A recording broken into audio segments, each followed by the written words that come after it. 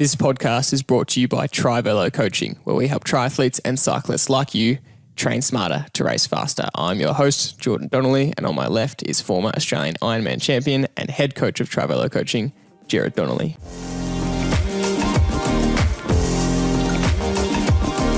In today's episode, we're diving deep into the pros and cons of indoor training. And if you've listened to the podcast before, you'll know we are huge fans of the indoor trainer, so much so that it is a requirement of our program that if you want to be coached by us, you need an indoor trainer. It doesn't have to be a smart trainer, but you do need an indoor trainer. However, the indoor trainer has huge drawbacks. And so today we want to warn you of the top indoor training mistakes to avoid. Dad, welcome back to another episode, back to how we normally start. What are you grateful for? Thanks, Jordan. I'm looking forward to another great episode coming up. And my gratitude is a little bit of a different one. I'm certainly unable to do my normal training and competing. And this week has been the World Championships, a race that I was actually aiming for. And it's so good. And I'm so grateful for the people we coach and their performances that they're putting in. Really puts a smile on my face. And even though I've got FOMO about not being able to compete, I hate to say that I'm getting my enjoyment through others' performances, but that's exactly how I feel. It really makes my day. I'm so grateful that guys are actually out there and just ripping it up and, you know, doing their best performance, whether they're winning or on the podium or doing a PB. Not just at this particular world titles that are here in Townsville at the moment, but just their everyday training. I just didn't understand really how much I was missing the enjoyment chemical that you get out of your brain when you do train well and you're happy about your day's activities. When you're not doing that, you're searching for it from somewhere else. And I get, you know, I want to tell this story a little bit, but we always talk about the victory drive home after an event, which I've been talking about on the podcast, where the coach and the athlete, you know, get together and no one else is there. The person's in the car driving home, and I'm at home listening to how their race went. And sometimes when you win, you know, that's an extra special conversation if you've never won before, or if you're aiming for a big event and you actually achieve what you're trying to achieve, and it's a special moment between the athlete and coach. And Stevie Mack actually we're going to do a podcast on this, but he actually won the World Duathlon title on the weekend, along with Matt Clarkson. So two of the Triathlon people have won that. But I got on the phone to Stevie, and I've been working with Stevie for a long, long time. And I don't know, I want to ever swear on a podcast, but we got on the phone and all we said was, yeah, and screamed it out. And it just sent goosebumps through me that we both yelled out the same thing to each other. And it was definitely a very special moment. So I'm so grateful for that opportunity to get some enjoyment from others' performances. And that's my gratitude this time. That's a pretty special reframe, and it was a special moment to have an age group world champion. We can't wait to bring the story of Stevie to you, because it's been a pretty epic journey from when he very first started with Trivelo and a lot of the trouble and challenges he's had over the last year or two, and then to get to this point.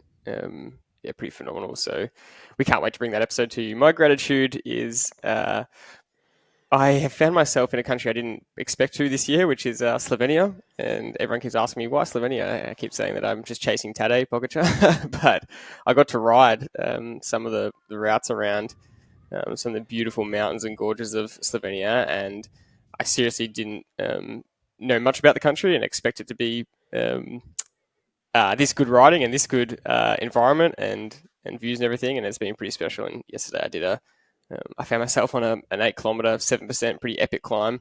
And I definitely was just picturing the Pog, you know, doing all his training for the Tour de France, and it got me through it. So super grateful to be here. Awesome. And I'm expecting you to say that you did some sessions with the Pog. So, at least you're on the same roads that he trains on. So it's a beautiful place, Slovenia, isn't it? Spectacular. I did try and search his Strava to see if he was around, but I think he officially lives in Monaco now, so he's left it behind. Getting into the episode, there's a few things we want to chat about before indoor versus outdoor training, and the first one is how epic was the Women's Tour de France, the Tour de France Femmes. The final stage, it was one of, if not the most insane final stage of any stage race, let alone a Grand Tour, let alone the Tour de France ever. And if you didn't see it, basically coming into the final day, Nieuwe Cassiodoma, the Polish rider, had the yellow jersey by 1 minute and 15 seconds over Demi Vollering. But basically, there was three of them that were in contention to win the yellow jersey, and it came down to the last climb, Alpe d'Huez, and basically Vollering attacked on the climb before, and the two of them were away. And if they beat Neurodoma by, and it was the limit was changing every second because depending on who got the bonus seconds at the end of the day, but basically they had to beat Neurodoma by 1:05 or 1:15 on Alpe d'Huez to win the Tour de France. And it just became, they both hit the bottom of the climb. It just became a time trial. Almost 2 against 1, but Vollering was having to do all the work herself. It's just insane. There's so much to unpack here, but just to see it come down to the final climb, just a 45-minute time trial to win the Tour de France, to see how they just gave it absolutely everything, to see how they managed their effort, to how they measured their effort, where they put the power down, and it came down to the end, and it ended up being a 3-second gap, 3.8 seconds or something, where in the last 500 meters, 3 different people could have won, depending on whether it was 3 seconds up or 3 seconds down. It was just absolutely insane. Yeah, it's one for the ages, and the great thing about it was on one of the most iconic climbs in cycling. Alpe d'Huez is one of those, and it was fairly fitting. I thought that one of the most exciting finishes in Tour history. A was in a women's race, B was on Alpe d'Huez, and you couldn't have. I was glued. I was almost yelling, "What's going to happen here?" And obviously, if Vollering won that stage, she gets 10-second bonus, and that changes everything right from for the next 4 or 5 minutes when you're waiting for Neurodoma to come across the line. So she's got to add that into her calculations, and the clock's counting down. And you're thinking, is she going to make it? Oh, she's going to make it easy. Oh no, she's not. And the exhilaration and the disappointment on both athletes was there in front of you to see, and I felt so bad for Vollering because that shouldn't have come to that, in my opinion. The crash. So let's talk about stage 5. So I want to know your opinion on this. There was huge controversy because I can't remember if we spoke about this already, but Vollering crashed in stage 5. She was in the yellow jersey. None of her teammates came back to help her. She was left on her own to ride to the finish with 3 or 4K to go. Neurodoma attacked once she'd crashed, and everyone's kind of going, "Is that dodgy? Do you really attack the yellow jersey once they've crashed?" And there's big arguments. People saying it's in the last 3 kilometers. It's every man for themselves, every woman for themselves. If it was 60K to go, maybe not. So yeah, tell me your thoughts on everything that happened on that stage 5 that completely flipped the race. Yeah, there's a whole lot of points to make about it. The one you're talking about. Well, everything was going beautifully for SD Works. They've got a great team. They've got the yellow jersey. She ended up winning 2 stages and coming second and third out of the 7 or 8 stages. She's pretty much dominated and came second overall. Despite the fact she didn't win the Tour, which is what she's expecting to do, she was in position to do that, I think, quite comfortably, looking at the stages after that. I think had she not crashed. But, there's plenty of people saying, well, crashing's part of riding, and it is. And lots of other athletes have missed out on winning things because they've crashed. And Neurodoma said it's happened to her before, but it hasn't happened on that and the Tour de France in those circumstances. And so I'm really on the Vollering side, and I think if I was her, I'd be extremely disappointed with her team and her management. And when you crash and you're in the yellow jersey, the whole Tour de France is about winning the Tour de France. That is the focus for every team, to get someone in their team to win the Tour de France. So the yellow jersey is the number one thing that everybody's striving for. And sure, there's lots of other things that happen each day to allow that to happen. And winning a stage each day is directly underneath winning the Tour. And winning the yellow jersey, then winning the green jersey, then winning the polka dot jersey, and then winning the young rider jersey. They're completely all underneath the yellow jersey, and the stage wins are just as good as winning one of those jerseys, except for the yellow. Um, so that's my take on how the teams, and it's a teams race, and every GC Yellow Tour de France winner or Giro winner or Welter winner knows that they can't win without their team, and so everybody goes into the tour knowing that the team is working for their one rider, and that one rider knows that without that team they are not really a chance. So with all that information, you would think that, every time they're on the bus before each stage, if your team is in yellow, and I'm talking about SD Works, their team tactics, they should be talking about, okay, we have to protect the yellow jersey today. We're in a winning position to win the tour overall. But these are things that could happen. One of our riders could go up the road and get an opportunity to have a stage win. And they're things that are secondary, but they're important to talk about. But if something happens to our yellow jersey, we all need to know that our role is to go and help the yellow jersey Exactly. get to the finish line without losing any time. And I think that's the bit that the team lost me with, because they did have one rider who happened to be near her. The camera was on the SD Works car next to where Vollering crashed. So it was clear to everybody in every car that the yellow jersey was on the ground. The yellow jersey's crashed. Yep. So SD Works teammates would have known that, and every other team directive sportif in the car would have been sending messages through their headphones to everybody in the peloton. And so you can't tell me that the SD Works response was okay, that they didn't get any of their riders to stop riding altogether. And if it was me, I would be actually making them turn around and ride back to go and help. Back towards the yellow jersey. Yeah. Is that allowed? Are you allowed to do that? I don't know, but you need to stop riding and wait for the yellow jersey. Sure, you could say that, SD Works won that stage, but they lost the tour. So was that stage more important than the tour? I don't think so. Yeah. Go on. Yeah. It's funny hearing the SD Works director, DS, comments straight after the stage and then putting them in context after the whole tour on the day of. It was really weak explanation. It was the things you're saying. It was communication. We struggled to communicate. Blanca Voss, who ended up winning the stage for SD Works, said her radio wasn't working. They didn't know Vollering had crashed. It just felt like all these kind of made up weak excuses. But sure, you might go, okay, maybe those things are true and they just really messed up the stage. But then in hindsight, they had 3 riders ahead of SD Works of Vollering when she crashed. One dropped back to help, but she just wasn't strong enough. Vollering just flew past her. She couldn't hang on. But they had Lorena Weavers and Blanca Voss ahead, who decided to go for the stage win instead of going back and helping Vollering. And at the time of stage 5, a lot of people were pretty disgusted with those tactics, like you're saying. The yellow jersey, to see Vollering have to ride solo and cross the line and save as much time as possible by herself was really sad to see. Made even sadder by the fact that she loses the Tour de France by 4 seconds. Had both of them gone back and helped, they probably could have saved her 15 seconds, 20 seconds there. And then Alpe d'Huez on the last stage becomes easier. So it was bad enough on the day, but then at the end, you go, that's even worse. That stage really ruined it for her. I think she lost 1:30 on that crash. But had she had some teamworks, you're being generous. It's 15 seconds. It could have been 45 seconds she could have saved. Exactly. And then she wouldn't have, had to worry about having to time trial up. She still would have had to work for it. But I think it was Wiebes who sprinted for 7th.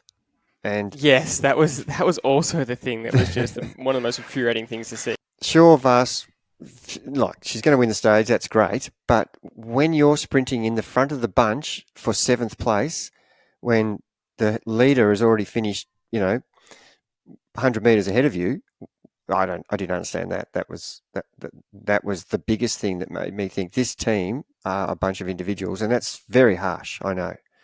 But it could be that they didn't understand or get the communication. So we don't actually know exactly.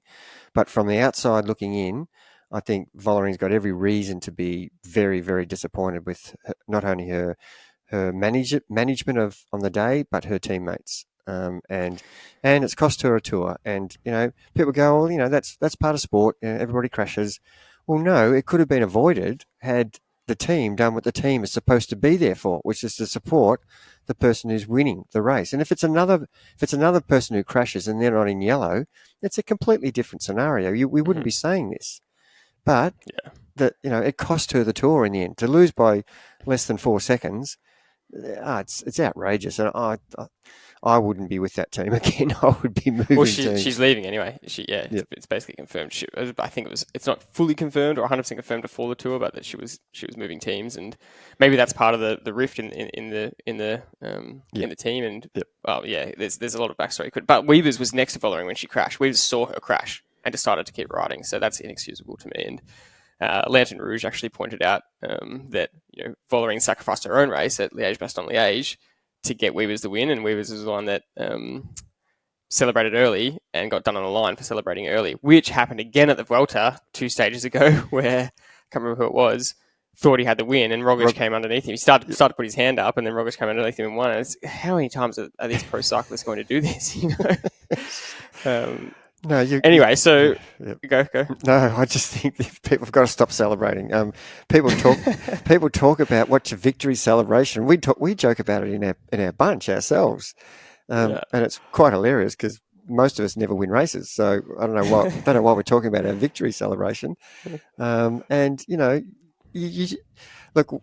When Wout does, I've got wings when he wins. When he won his stage, which is fantastic, by the way, to win a stage at the Tour at the Vuelta after he's had so many setbacks. But yeah, they're just getting carried away with the celebrations prematurely, and it's costing people races, which is it could change their career. If that guy had won that stage, that's something that's worth a new contract or more money in his contract. It is such a basic mistake to make. The race is not over. How many times have we seen that? The race is not over till you're actually across the line. And that was an impressive thing from Vollering, actually, where she won the stage on Alpe d'Huez, which is incredible. To win the Alpe d'Huez stage is just an incredible thing for your career, like you said, even though she has such a decorated career already. But the yellow jersey was more important. She crossed the line with trying to get every single tenth of a second, and then she did put her hands up after she crossed the line to say, I won the stage, but that was obviously secondary to the yellow. But she didn't spend 1 second thinking about celebrating before that line. So, yeah, pretty interesting. Yeah, I don't want to go on about it anymore, but it was just team sport. If you're on your own and you're, even athletes like marathon runners, they've still got a team around them that's helping them.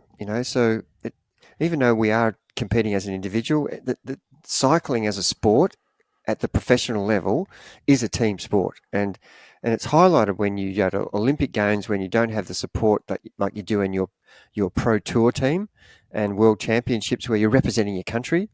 You don't have the depth, so that's how much it's highlighted. When you don't have the depth, most of the better riders are a little bit. They're still right up there to win for the event. They're still fighting it out, but they have a harder time because they don't have the guys around them to make their ride easier. Yeah. And I don't want to go on about the team aspect so much, but I do want to get your thoughts on the actual Alpe d'Huez climb, because, again, to get to the last stage, where it all comes down to the final climb of the day, Vollering and actually Roy Akers had broken away from Nieuwe-Doma. Both Vollering and Roy Akers could win the Tour. There's only a couple of seconds splitting them, so there's triple dynamics at play here where they hit the bottom of the climb and Vollering is doing all the work. Roy Akers is not coming around her. Vollering is getting really pissed off, but she's also going, if I don't keep working, I've got no chance of winning the Tour. Roy Akers is playing a big bluffing game because she should be working just as hard. And in hindsight, she probably, I think in an interview, she just said she was kind of on her limit anyway, but had she helped a little bit more and not waited till the end to try and start working, they maybe would have. They got to a minute 27, I think, was the most lead they had, which would have won both of them yellow jersey, and then it would have come down to a sprint between those two. If Roy Akers won the sprint, she wins the whole Tour de France. But Vollering's doing all the work. Meanwhile, behind, Nieuwe-Doma just has to put her head down and give the time trial of her life to hold on to the yellow jersey. It was just an incredible 45 minutes to watch because the lead went to a minute 10, then a minute, then 50 seconds, then a minute, then 45 seconds. Nieuwe-Doma brought it back to, but then Vollering had a really, really strong last K, and watching the clock count down, I literally in the last 100 meters didn't know if Neurodoma was going to make it or not. It was honestly incredible. Yeah, and a lot of things were happening before Alpe d'Huez. Through the valley, little trek riders were on the front, and they bridged they minimised the gap that Rojas and Vollering had. So it was Royakas, sorry, and Vollering, and I think Royakas really, she didn't have the legs to, and I think it looked like she was bluffing, Jordy, but I think in that situation, she's got a chance of winning. I know she wanted to give herself more chance by not doing as much work, but she's not going to sacrifice that much. I just don't think she could. And when you came around to the last K, it was obvious she could barely pedal. So, but there was so many scenarios happening and other teams helping or not helping, and it was a great spectacle, wasn't it? It was fantastic. Yeah, and honestly, as much as Neurodoma got the gap from the crash, she still had to win the tour, and she still had to put in the performance of her life on Alpe d'Huez, and she did that. And even she needed those third place bonus seconds, which she was just so out of gas, she couldn't even sprint for third. She ended up getting fourth and losing more seconds, which brought the gap. Had she got that, she would have won by, I think it was 8 seconds or something. But it was just incredible with all the time bonuses and everything, how it all came down. And so we've actually got Olympic gold medalist Grace Brown on the podcast next week, who raced the tour and raced really well. So we can't wait to actually ask her thoughts on it all and being inside and get her thoughts on the team dynamics, on the morality of it all. And we can't obviously wait to ask her all about the Olympics and everything. And I can't wait for that interview, to be honest. Yeah, someone who's at the top of their level and something we love talking about, time trialing, and I just can't wait to hear her version of the conditions in the Olympic time trial with most of the other competitors crashing and she didn't, and what her thought process around that was and what her mindset was about staying upright, and it's going to be interesting. And then exactly what you said, what her take is on the team tactics at the tour. One last thing before we get into the crux of the topic, because we have spoken about this for a while, but I think it's worth it because honestly it was one of the greatest stages ever. It was just so exciting to see 3 people in the last 500 meters be able to win. I don't think we've ever seen anything so close. But last thing before we get into the ins and outs of indoor versus outdoor training, we love speculating a little bit, and we love watching these pros, and we love interviewing them and finding out what they're doing, and then giving our take on kind of the performances. I want to chat about Hayden Wilde a little bit because the Olympics are finished and they've started. The Super Tri League has started, which is the really fun, super short course, sprint tri distance, super fast triathlon league. They're in teams. It's a really, really great spectacle for triathlon. That's what kind of World Triathlon actually needs to do more of. But Hayden Wilde, first race back, gets outkicked by Alex Yee again. In the exact same format, he's leading the run the whole way, and then Yee just sits on him and then sprints past him in the last 100. And Hayden, he looked pretty filthy at the end of the race. And in an interview, he was very graceful in his interview, and he said, "I'm sick of silvers. I've got to change something. There's a fire in my belly." And we can only go by, what we hear in their interviews. We don't know the full story of things. But you and I were both in agreement that he's doing a classic mistake that we see a lot of people make, and it's just repeating the same strategy, hoping for a different result. Alex Yee is always going to outkick him. So from our point of view, we're kind of going, why are you doing the same strategy? Why aren't you changing?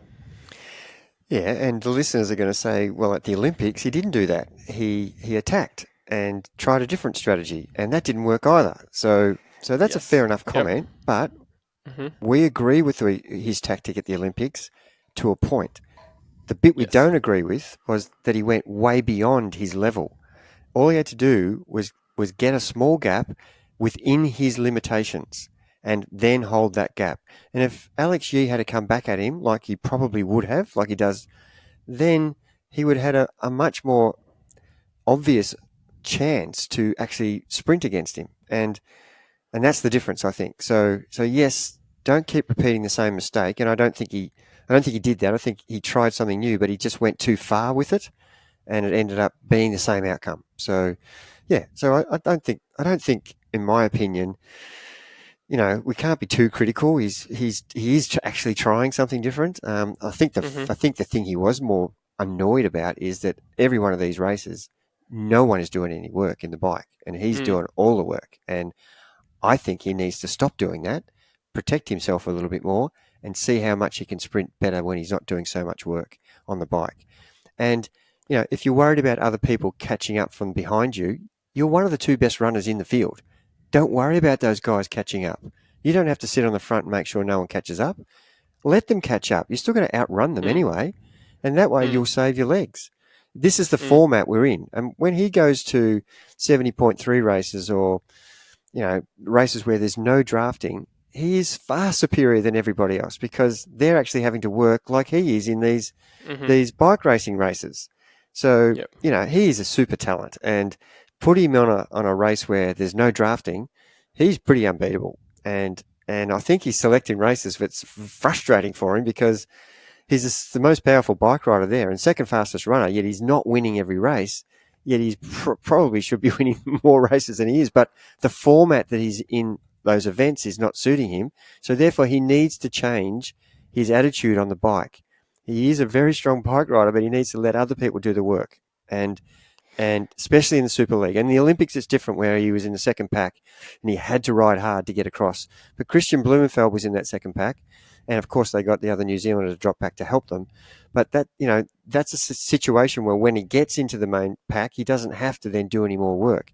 But in the Super League stuff where it's the differences are very small compared to a Olympic distance race, you definitely don't have to work like that because you're not backing yourself in as a runner where your mindset is, we've got this break, which is fair enough. As a cyclist, you don't want other riders to bridge across because it gives more people opportunity that you have to beat.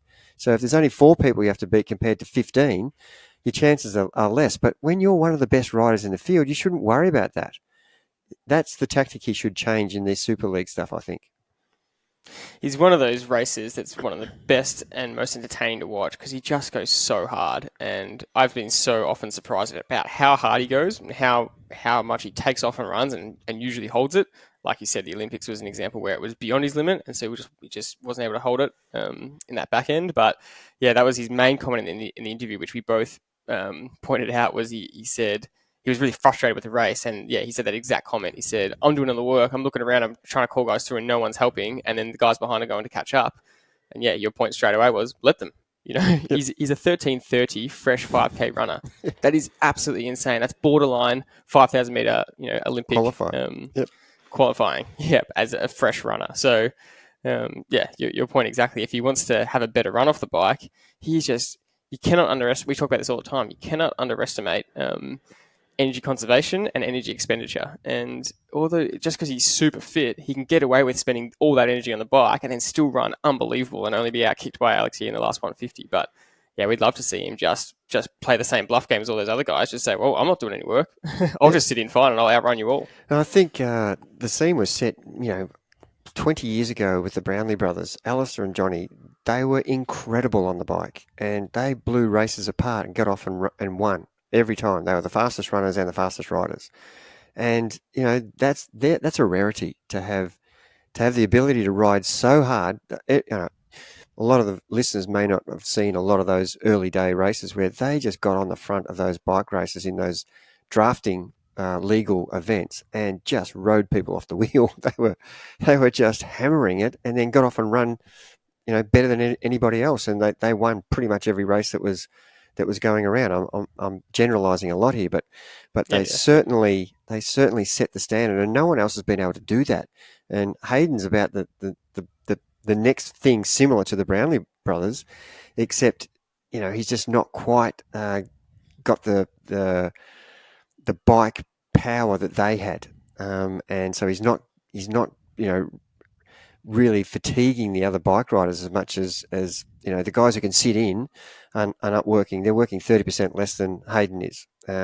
Whereas when the Brownlee brothers were doing it, they were gapping the field, and the other guys had to ride. So and this is where, this is down a rabbit hole. We don't need to go down much further, but we said to ourselves, how good would it have been if the triathlon course at the Olympics was the same as the road cycling course, where they went up that cobbled climb in the middle of it and there was undulations and it would blow the race apart. So that's what we want to see more of, I think. If Hayden had a course like that, I don't think there would have been many people who would have been able to ride with him. And Hmm. Yep. make the course harder, not make it ridiculous, but just Yep. it's just Make it a really proper cycling it's course. a criterium course Yeah. at the moment. Yeah. It's Yeah. yeah. Yep, totally agree. Let's get into it. Indoor versus outdoor training. The pros and cons, and what's better for you. We speak about it a lot, but we really want to just um, rectify and specify. What are the good parts of indoor training that you want to take advantage of, and then what are the negatives that you really have to be conscious of, because you can easily fall into the trap of just getting on the trainer and you're actually doing yourself a disservice, and you're actually training bad habits that are going to catch up to you and really we catch you out on race day or on the lead up. And we see this a lot with a lot of people who maybe train indoors too much or train indoors not the way that you should. They go to ride outdoors and they can't ride. They can't race. It's completely different. And they're in big trouble because they can't hold the power that they used to indoors. They're not used to the bike handling skills. There's all these factors. So we want to go through it right now.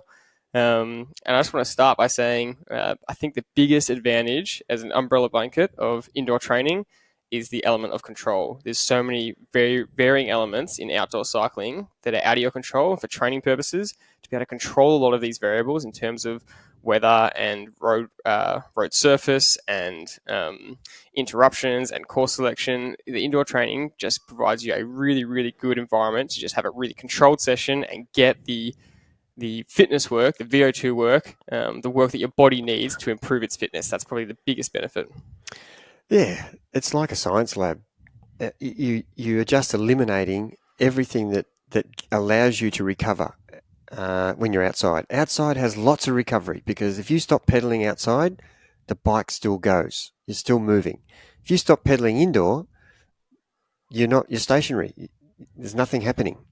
So I think this is the biggest factor that indoor has over outdoor. I think that's the biggest positive that indoor training has. It is constant, relentless pressure on the pedals, and if you stop doing that for any second, there's actually no purpose in it because the only reason you're doing it is because you're tired and you need a break. Whereas outdoor, you could be going downhill where you can't pedal because the bike speed's doing 80 k's an hour, or you could be turning left at a left-hand turn, or doing a U-turn at a roundabout.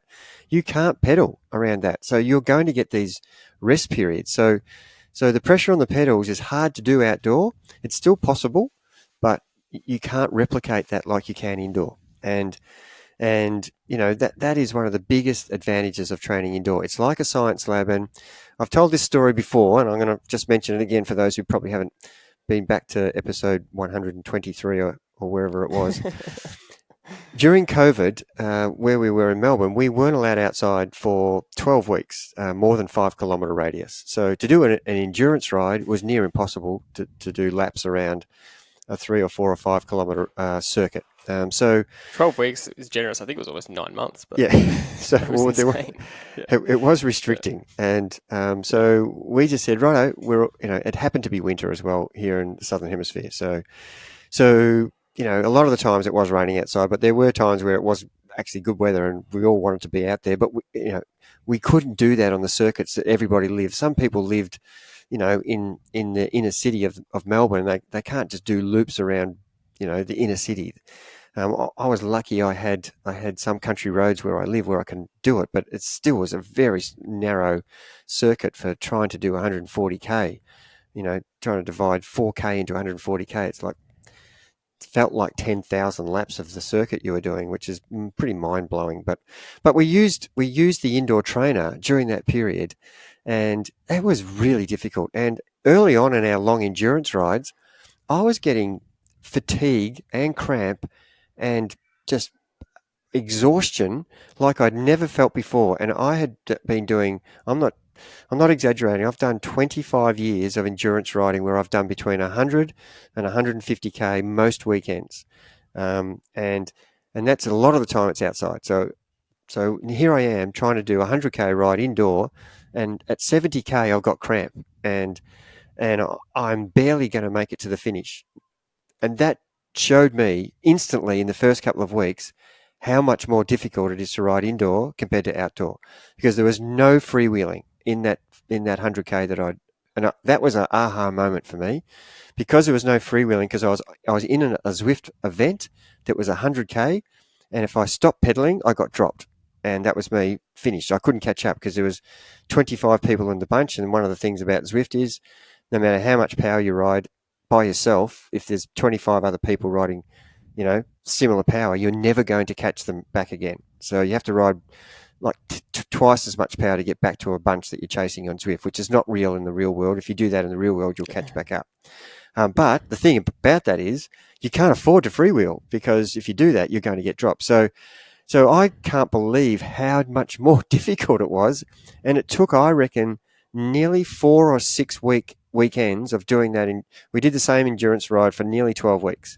And what we did was we did that 100K race, and then we added more warm-up and more cool-down, so that our overload of duration became 110K, 120K, 130K.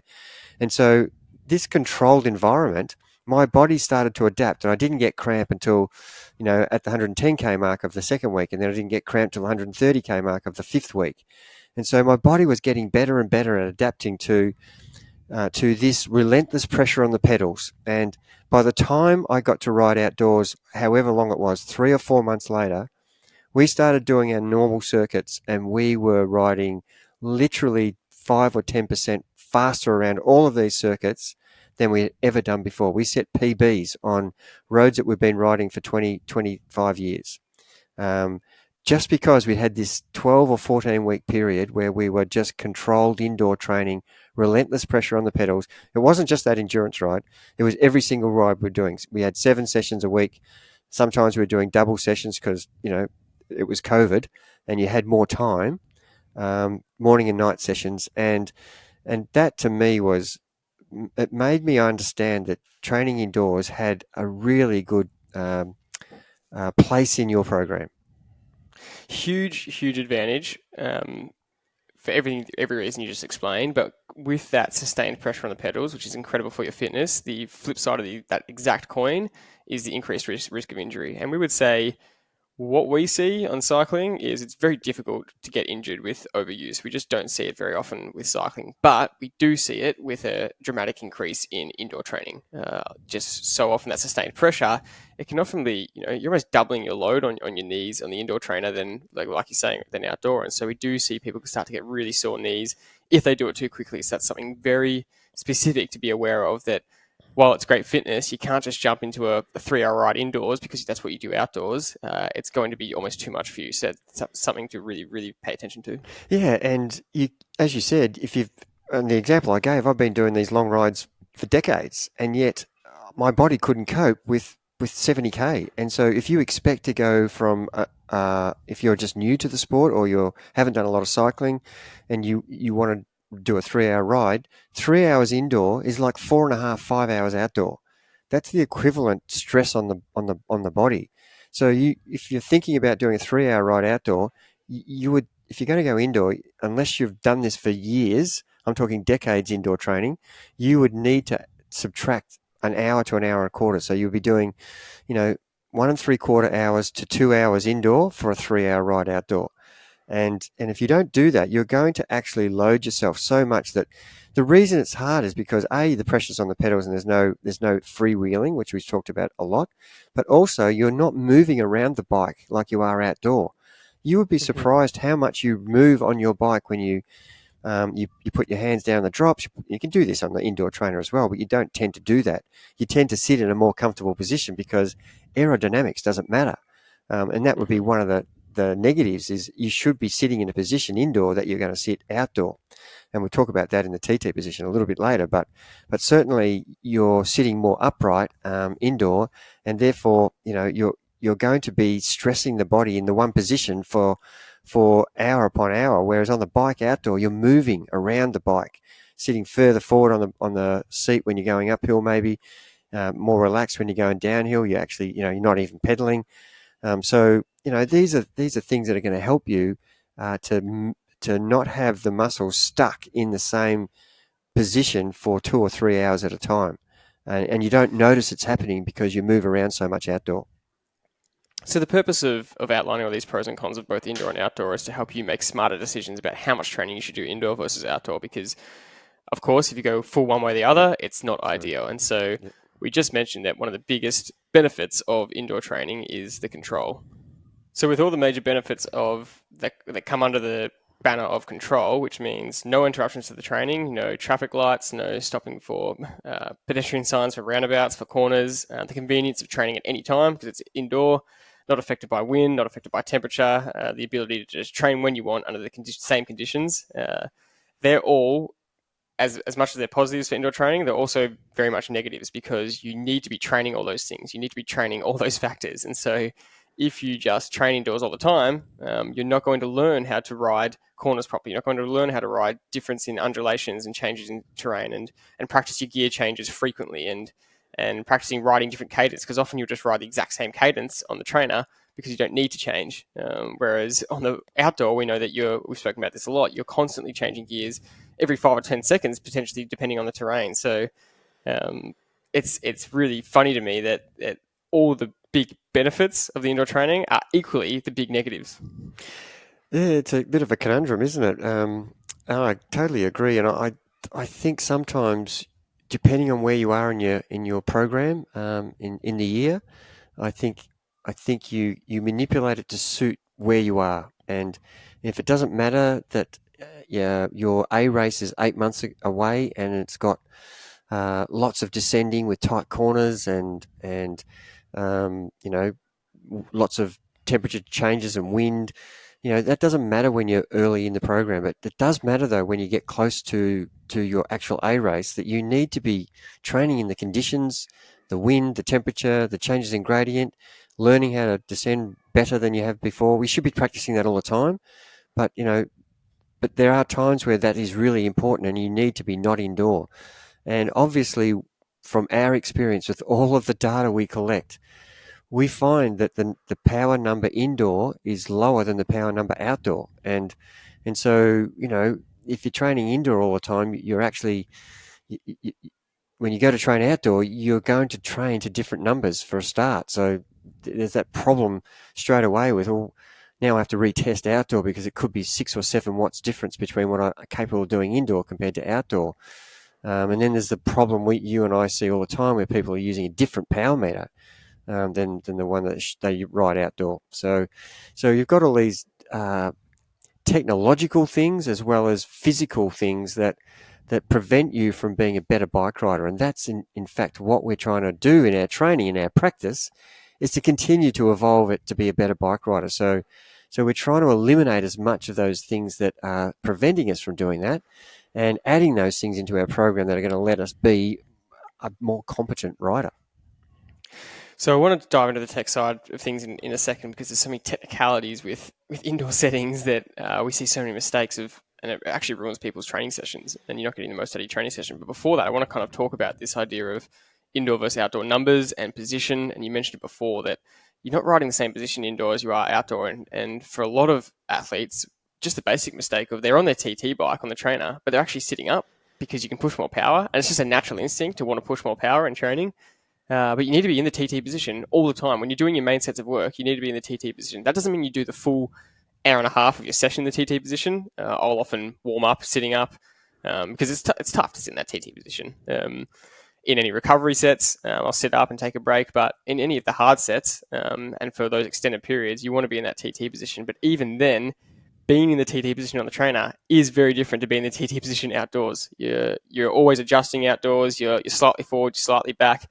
And that adds up to a lot. And so your point is that for a lot of our more experienced athletes, once they learn how to ride outdoors and ride to power both indoor and outdoor, yes, we do find that they can push less power indoor than outdoor.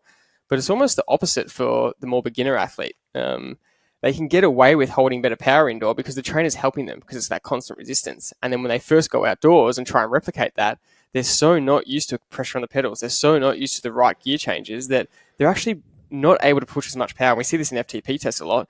Their FTP number is lower outdoor than indoor, and it's not a fitness thing. It's a execution thing. They actually can't. They're not practiced enough or well versed enough at holding and sustaining the pressure outdoors because all the factors we've spoken about: wind, air resistance, aerodynamics, changes in position, changes in terrain, gear changes, varying cadences that they're not used to. If they're used to just holding 88 RPM on the indoor trainer, but suddenly uphill they're riding 75 and then downhill they're riding 95. It's totally different to what they're used to. So that's a really big point I want to point out and maybe get your thoughts on in terms of, yeah, we often see the more beginner athlete can't push the power outdoors, again, not because of ability, but because of experience. Yeah, it's a game changer. It's absolutely. Only today I was talking to one of our athletes who just done a 20-minute FTP test on the velodrome, and I called his session bipolar, and he thought that was pretty hilarious because, you know, everybody who understands bipolar, it's someone. It's not a funny thing to talk about, but it's someone who is too high in their enjoyment and excitement, and then all of a sudden they're too low. So they're not being that medium, steady state person that we're trying to strive for all the time, which is, you know, not being extremely training hard and not being too lazy. You know, we don't want these extremes all the time. We want to be as even as we can. And talking about pedaling, that's the same. You don't want to, you know, not be able to react to a headwind and not react to a hill and not react to a downhill.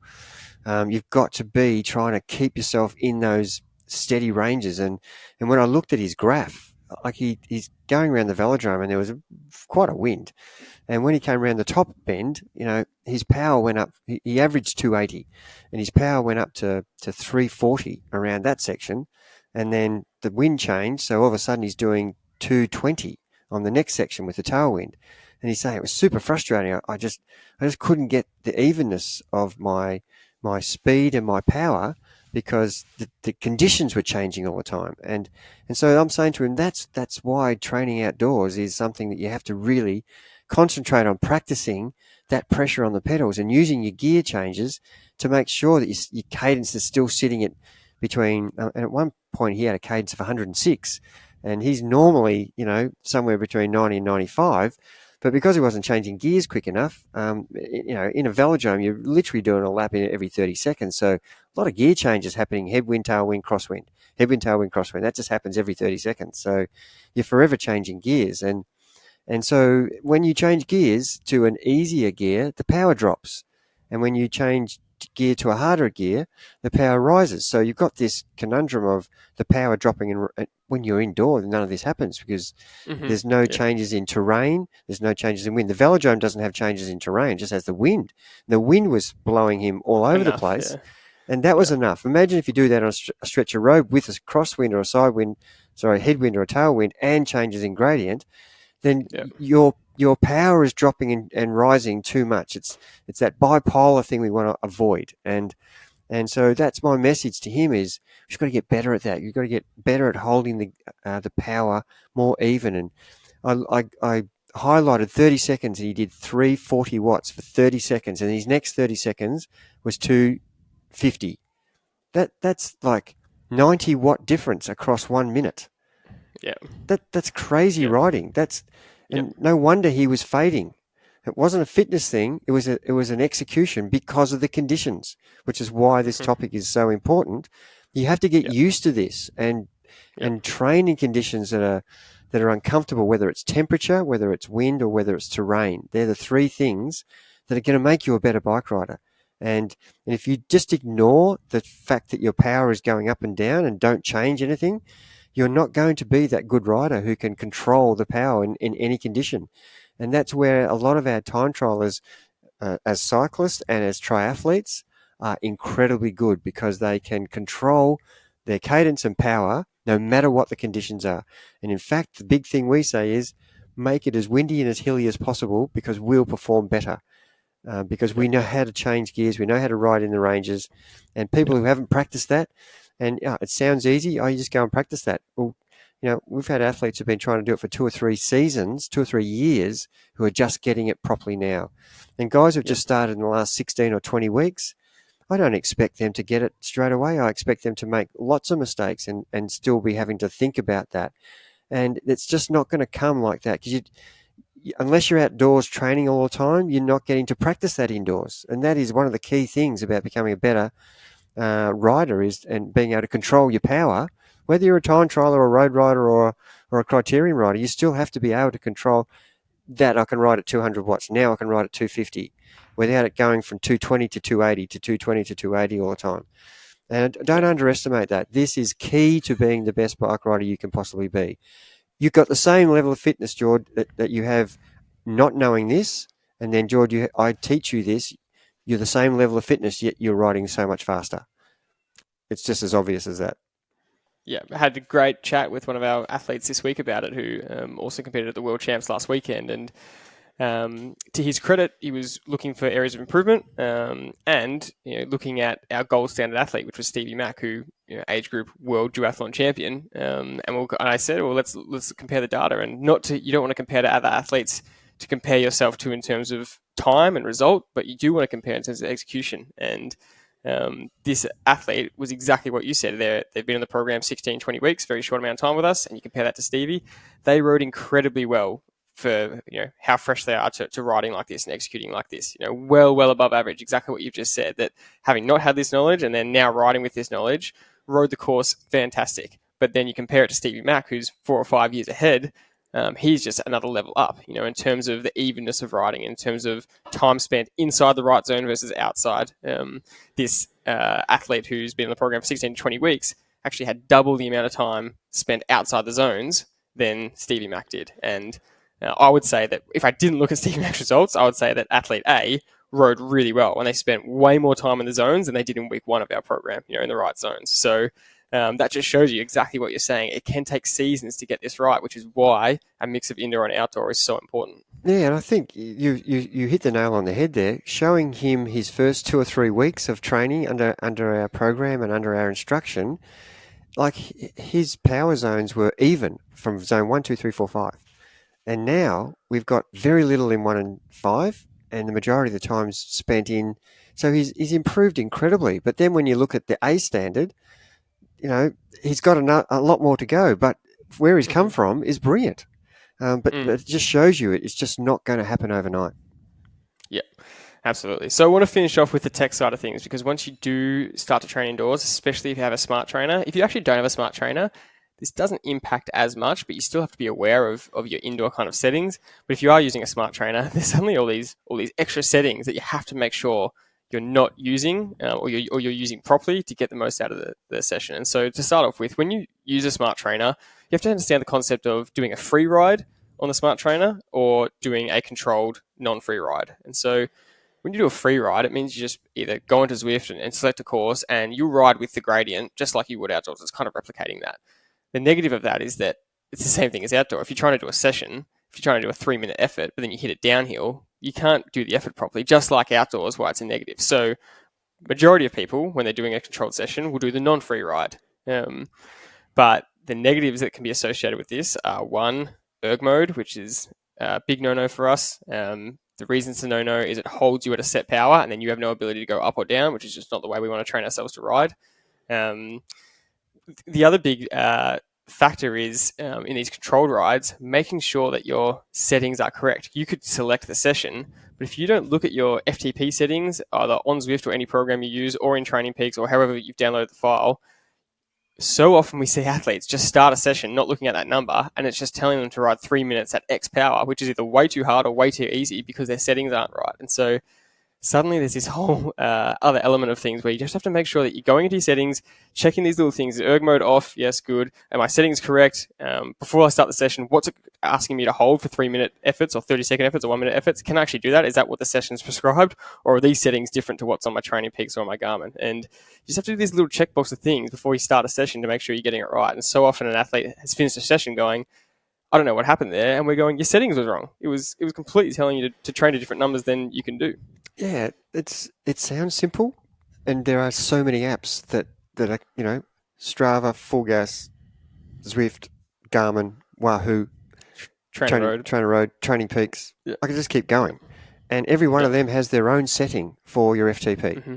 And as you said, if they're not all reading the same, if your FTP on Training Peaks is 250, and in your bike computer it says 240, and on Zwift it says 265, there's mass confusion about to happen. And unless you're in tune with that, you're going to be training either too hard or too easy, as you said. So one of the things that happens on Zwift or on your Garmin is it automatically changes according to what your previous best FTP was, unless you go in manually and change it. And so that's the problem with Zwift and all these other apps is if you've done a PB 8 weeks ago, it's still, even though you haven't trained for 8 weeks, it's still going to have you at that PB number, and you're going to be training way above what you are capable of doing because you haven't trained. But because you've set it in Training Peaks correct, it's going to read differently to what's saying in the Zwift app. And I've said this so many times, and I don't think anybody's listening. And I keep repeating the same thing.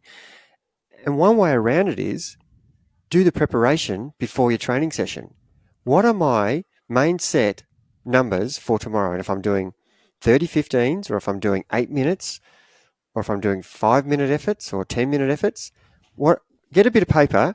What's my 10-minute effort or what are my 5-minute efforts? Okay, the range is 250 to 270.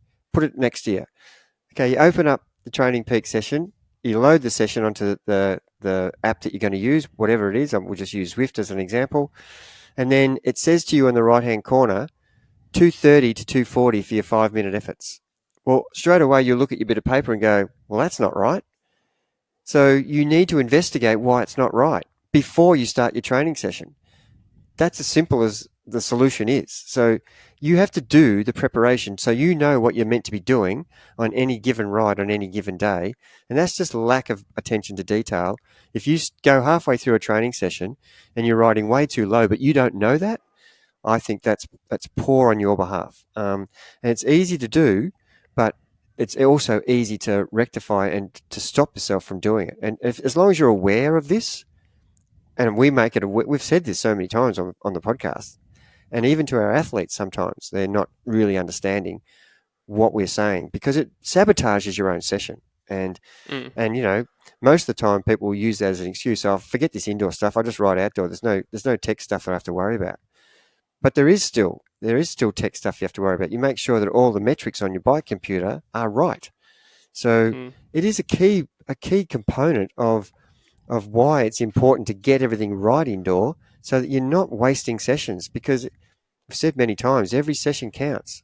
And the minute you just muck up a session because it's not because of your fitness ability or fatigue, because it's a technical thing, that's a problem. Yeah. And on that note, you're allowed to stop a session midway through. If in the first set you realize that the numbers are wrong, stop the session, figure it out and reset, or just go check what was in the program and say, this feels too hard or too easy. What does the program actually say I'm supposed to be doing? And then just ignore whatever Zwift or whatever's telling you. Right to your actual numbers. It's you really shouldn't just finish the session and then find out afterwards what was happening. As soon as you can detect a problem, stop and restart the session. That's totally fine. And I think the last tech point we really want to hammer home is essentially you want to be practicing using your head unit, whether it's a Garmin or whatever you use, or a Wahoo or an Element, something like that.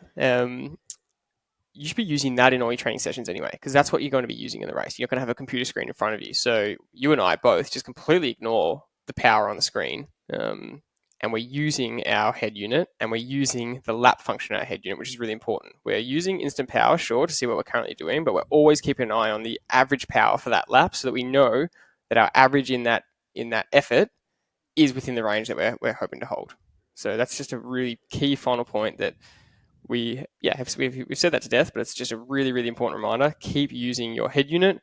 Practice using that in your sessions. You're not going to have a computer screen in front of you in the race, so you need to learn to use your head unit so that you can replicate that. Yeah, the indoor screens and technology is brilliant. We're not being critical of that, but there are certain things that aren't so good. And I'll pick on Zwift because I want them to change this.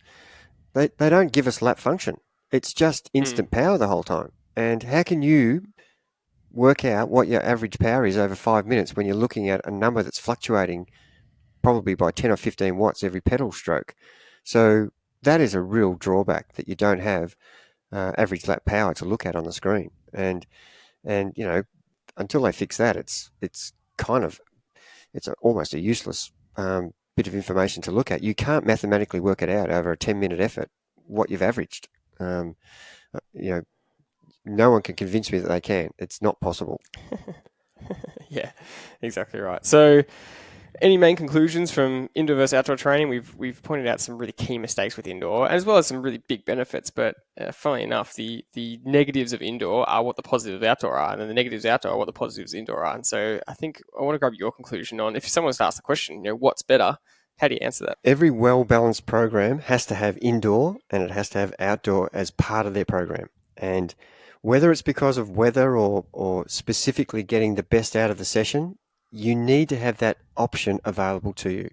And we wouldn't require that to be part of our program if we didn't think it was worth it. We don't want people to spend money just for the sake of spending money and getting the latest whiz-bang equipment. It's so useful for you to become a better bike rider. And you don't want to have an excuse that I can't do my session today because the weather is so bad. That is probably the biggest reason why number one reason why you would have an indoor option. And look at the people who live in the Northern Hemisphere compared to the Southern Hemisphere, where a lot of the winters there is so much snow happening, and we just don't have that here. We have mild winters, and it's sure it gets cold, but nothing like the Scandinavian countries or in Canada where it's, months of snow where you actually can't ride outside, where we don't have that problem here. But so the indoor trainer is the only option for them for 2 or 3 months at a time, depending on where you live. So without that, you can't train well. So you can't train at all. So it is really important that you have both options just purely for weather conditions. But the other things are that it is such an advantage to be able to train without having the interruptions that you have outdoor. And as you said, that's when we want to control our sessions. But outdoor, we need to practice the things that we want to get better at. So using some sessions for particular values that we're trying to do, such as the skill of riding to wind and terrain changes and temperature. Whereas indoor, we want to actually just concentrate on things that are going to help us be a better physiological rider, rather than the technical side of skills that are required for the event. So they both have a place. And for you to say I don't ever ride outdoor or I don't ever ride indoor, that's very narrow-minded. That's not going to give you the option.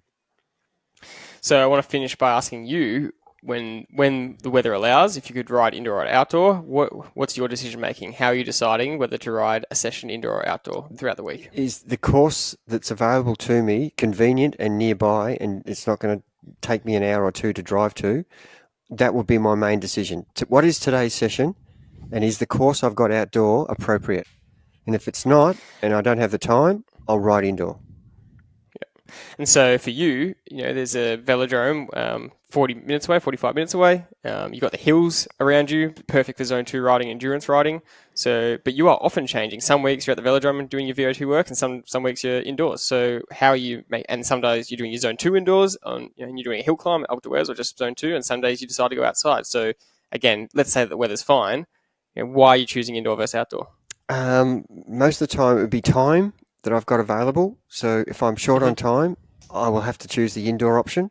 But if I had all the time in the world, I would be riding outdoor the whole time. If the weather was fine and I had all the time in the world, I would be doing all of my training outdoor, and I would be making sure that I've got the course that is appropriate for the session. So all those things have to line up. But there are times where the weather's bad, I don't have the time, the course is inappropriate, and it's just so much more convenient, and I can actually do the session properly indoor. So they're the things I'm weighing up every single time I'm deciding where I'm going to ride.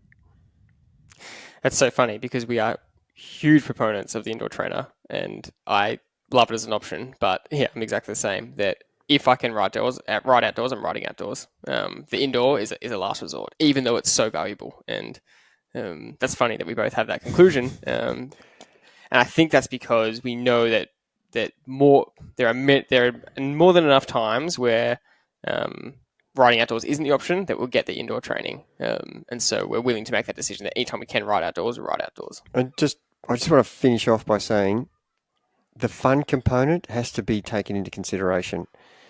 Mm-hmm. I'm all about improving. I want to be a better athlete every day of my life, and I still have that mindset. I still want to improve. And I know that training indoor is really going to contribute to that.